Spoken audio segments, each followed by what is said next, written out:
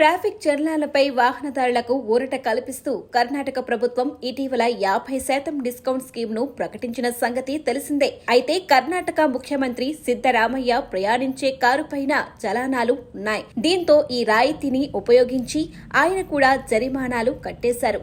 ముఖ్యమంత్రి సిద్దరామయ్య ప్రయాణించే కారుపై మొత్తం 7 ఉల్లంఘనలు నమోదయ్యాయి. ఇందులో సీట్ బెల్ట్ ధరించినందుకు 6 సార్లు, అతివేగానికి సంబంధించి ఒకసారి చలానా పడింది. సీఎం కారుకు జరిమానా ఉన్నా చెల్లించలేదని సామాజిక మాధ్యమాల్లో ఇటీవల తీవ్ర చర్చ నడిచింది. దీంతో సీఎం యంత్రాంగం డిస్కౌంట్ పథకాన్ని ఉపయోగించుకుంది.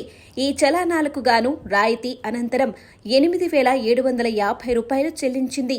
జరిమానా పడిన వాహనదారులు సగం కడితే మిగతా మొత్తాన్ని మాఫీ చేస్తామని ప్రభుత్వం చెప్పింది. ఆగస్టు 21న ప్రారంభించిన ఈ స్కీమ్ సెప్టెంబర్ 19 వరకు అమల్లో ఉండనుంది. రాయితీ పథకంతో ఇప్పటి వరకు 40 కోట్లు వసూలైనట్లు రాష్ట్ర ప్రభుత్వ అధికారులు వెల్లడించారు.